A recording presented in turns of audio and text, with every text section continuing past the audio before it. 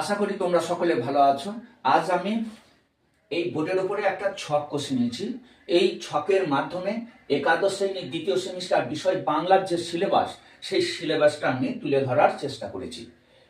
দেখো, তোমাদের গল্প থেকে থাকবে 5 নাম্বার, কবিতা থেকে আসবে 5 নাম্বার, নাটক থেকে 5 নাম্বার, পূর্ণাঙ্গ সহায়ক গ্রন্থ থেকে থাকবে 10 নাম্বার, বাংলা শিল্প সাহিত্য সংস্কৃতির ইতিহাস থেকে থাকবে 5 নাম্বার, প্রবন্ধ রচনা থেকে থাকবে 10 নাম্বার।